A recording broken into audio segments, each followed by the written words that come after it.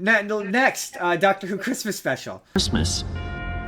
Yes, we're doing a special Christmas everywhere all at once. Oh, God. Ham and cheese toasty and a pumpkin latte? Who are you? Wrong room. We are on a top secret mission. What? Who are you then? Joy. Tom Lane Joy? Thank you. How do I get to be you? You'll find out. Who are you? You'll find out. What do I do? Where do I go? We'll find out. Oh, do you see? You have to be mysterious all the time. Doctor Who. In order to talk about the Doctor Who Christmas special, we have to spoil the Doctor Who Christmas special. So if you have not watched the Doctor Who Christmas special, put us on mute and then watch this later, or earmuffs, or come back in like 10 to 15 minutes. Probably less because I don't got a ton to say about it. But yeah, there are some twists because it's a Stephen Moffat affair, so there are some twists to give away.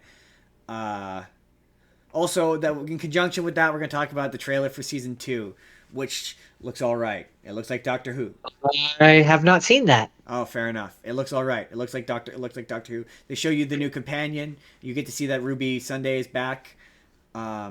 This was an all right special. It meanders a bit in the middle. It meanders a lot in the middle. There's a whole bit. Yeah.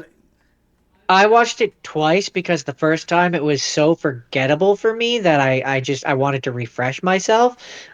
It's okay. Boring is the word I would use. Slow. Yeah, like I say, yeah, meandering. And meandered that my whole thing is that it does that whole bit. I saw another review that said the same thing I said to you when we talked about this off air. That said, you don't get enough with the main girl for that emotional payoff at the end to work.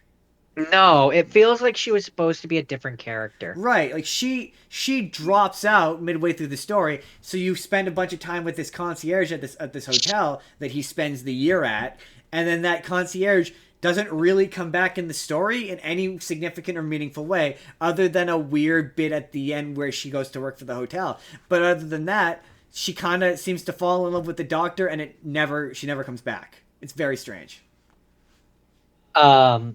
And then there's the Joy, where it's like, I think she was supposed to be Ruby Sunday in the original, and it just blonde hair, white girl who looks remarkably similar to Ruby Sunday, but just a few 100 pounds heavier. I mean, a few 100 pounds. Oh, okay. I don't know. I'm being harsh, but you know what I'm saying. I don't know. Maybe. Oh, I don't know.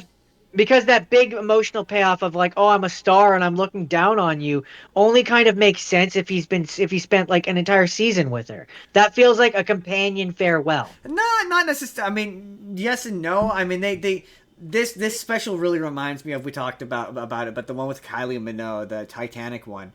It really reminds me of that. That one did the same thing, where she got a big emotional send-off and she's only in the one episode. So there is precedent for that. I don't know, because I don't imagine he was ever looking to kill off Ruby Sunday. But I do see what you mean. They do share similarities up until the dying. Also, like, yeah, the mechanic, I mean, it's one of those, do you want to be pedantic, but the amount of time that they took to fly off into space wouldn't be enough to get far enough away from Earth to not destroy Earth. But yeah, it has this big emotional payoff for a character that's not really in the episode enough for you to care about her. Also, as an aside, I noticed this watching it this time. The moment near the end where there's two things made me laugh. One, which wasn't supposed to be funny, and the other, which I think was. But the moment where she's turned into the star, and it's her mother and she's dying or whatever, and she like rips her soul away, and I'm like, oh man, it's so this is also supposed to be funny. This is also, well, I was laughing because I was like, oh, so this is also supposed to be a bootstrap paradox. She's miserable and ends up at the hotel because she, as a star, goes and rips her mother's soul out so that she'll be miserable to go to the hotel to meet the doctor. That's not what happened. No, her mom died of COVID, and she took her spirit. No, they never call it COVID. It's COVID, Jordan. Are we allowed to say that? We're gonna get blocked if we say that. They never say it's COVID.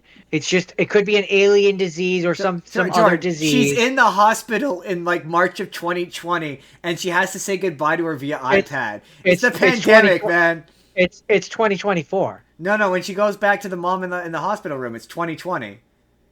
The year's 2020. Okay, I don't know. No, I mean, literally, I think it's supposed to be one of those, like, it's implied to be that. No. I mean, there's literally they don't call it COVID, is what I'm saying. Oh, the illness, no, but the date on screen when they go back to her in the hospital room, it does say 2020. Yes. I think you're supposed to. Literature says the disease that must not be named. Right, you're not allowed to say it. Your videos get blocked if you say it. We're not allowed to talk about that. You're certainly not allowed to question it. That's for sure. But yeah, that scene's not supposed to be funny. It's supposed to be an emotional moment. But it's a self-fulfilling prophecy. She ripped her mother's soul away so that she could be miserable, so she could go have her adventure with the doctor. It's weird that because she explodes in the the fact that she exists at all points in time. I don't know. It was kind of a weird payoff. I thought it was an alright Christmas special. It's not the worst Christmas special. It's not the best Christmas special. I also really like Chudigatwa as the doctor, and he's doing a lot of heavy lifting for me in terms of like my disdain for some of the writing choices. I enjoy him. He's still not my favorite doctor. That's always going to be David Tennant. It's always going to be David Tennant. But he's a shining star in this one, is what I'll say. Yeah. In what is otherwise a very paint by numbers episode. Yeah, it's an okay episode. That's my thing. I liked last year's Christmas special better. Is how I'll put it. Last year's Christmas special was better, just objectively. I would better. agree. That was a really good first outing for that character. But I was like, you know what? We began this show doing Doctor Who reviews, so like, fuck it.